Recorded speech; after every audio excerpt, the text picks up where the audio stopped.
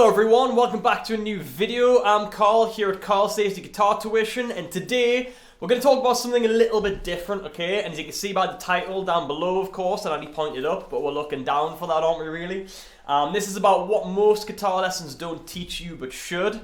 So as a guitar teacher, I sort of pride myself on offering kind of different approaches to things, different mindset-based things, ways of thinking about playing guitar, bass, ukulele, whatever your chosen instrument to learn with me is, and just approaching it from a different mindset and situation to maybe what other people might approach it at, or what other guitar players and guitar tutors and things like that might also approach it at, okay?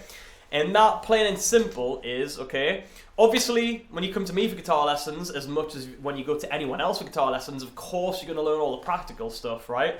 You're going to learn the scales, the chords, the hammer-ons, the pull-offs, the bends, the vibrato, arpeggios, chord progressions, strumming patterns, rhythms, timing, theory, of course, kind of woven in all of that, amongst all of that as well. And that is also stuff that I focus on. That's also stuff that I teach. I take people through songs, guitar solos, all of the techniques, all of the scales needed, how to improvise, all of those sorts of things. Those are definitely things that I focus on, and definitely things that I do. But what I think my students and my student base get out of these lessons with me, maybe that they might not get elsewhere, I don't know. I'm just going on a whim because I feel like I approach these things a little bit differently. And that is all the fact that I truly believe that as much as guitar, bass, ukulele, we're talking instruments as a whole, right?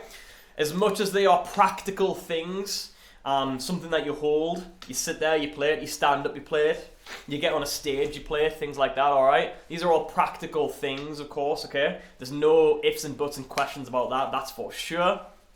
But when it comes to learning guitar, getting better at guitar, progressing with guitar, I really 100% truly believe that a massive percentage or portion of that is actually mental over physical / practical, okay? So what I mean by that, and what this video is all about, what you might not find elsewhere, read elsewhere, learn elsewhere, is the fact that when you're learning, a lot of what can stop you or hold you back from progressing and getting better is all mental based for the most part, okay? Even down to the fact that I hear this with students all the time. They're like, oh yes, some days I have a good day, some days I have a bad day, and I have those too, right? It's all the excess kind of things that surround our lives depending on where you're at in life and how old you are and these types of factors, okay?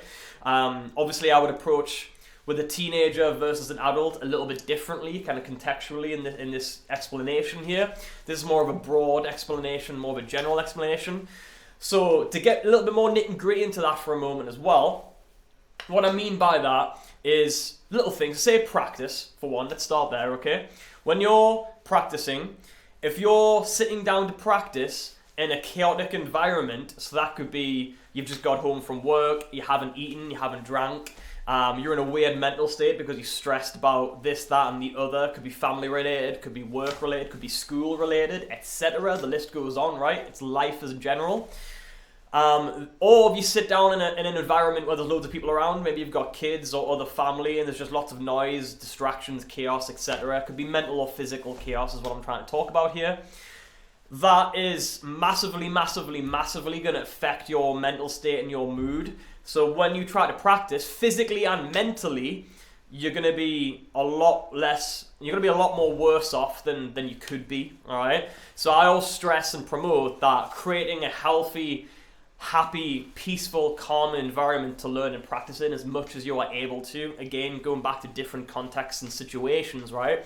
But as long as you're able to do that, that could be a spare bedroom, a garage, a loft, a basement, or just a room in general where you speak to your partner or your kids or whoever and just be like, right, I need 30 minutes. Can you please just like go elsewhere and do whatever else, just kind of keep out my way, be quiet, whatever the case may be. If you're learning and you're dedicated to it and you've explained this to parents, partners, whatever, I'm fairly certain you'll be able to come to an agreement, right? And more than that, eating first, super important. Drinking water first is super important, alright? Making sure you actually just like sit down for 5 minutes and just bring a sense of calm and peace into your mind, into your life is super important. Because again, if you have any of those sort of subconscious things going on in your mind, it's all going to bleed into how well you play, how well you perform, and how well you can learn and practice effectively, okay? So, for example, if I really want to go for it and really focus on practice, what I'll tend to do is create sort of a meditative environment, okay? This is just what works for me. Again, different for you, of course. I would have more of a dimly light room. That could be my salt lamp, it could be candles, it could be both. I'd make sure the temperature is cool. I'd make sure I've ate and drank first. Make sure I've taken care of everything I need to take care of in that moment, so it's not floating around to-do lists in my mind, things like that, okay? And then I'll sit focused with the guitar, maybe with a bit of paper for notes, and maybe with the laptop or something like that, and be like, right, what am I doing? Set a goal, set a plan, set an intention, focus on it, and go for it, all right? So that's where these mental and physical things come together to help you get better and help you improve. And then on the other side of that, one of the other things I'll touch on in this video is holding yourself back and doubting yourself mentally can really hold you back on guitar in general. So what I mean by that is a lot of students, I see it all the time, think they can't do things when in fact they actually can. And again, this comes back to the mental thing, because you haven't built up a level of confidence yet to believe in yourself that you know you can do those things, or you can at least try to do those things and somewhat succeed at them. I see this all the time, and it's something that is also based in mental rather than physical, because these people have the physical ability, the practical ability. It's just mentally they haven't realized it yet. It hasn't clicked into place in their mind and their brain yet. And I see this holding people back all the time, whether it's just getting yourself down, thinking you're not as good as you are or should be or could be, or like I say, just not going for the things, playing the song, doing the improv, whatever the case may be, because you've got all this kind of doubt and question marks and thoughts and things inside of your mind happening and going on, okay?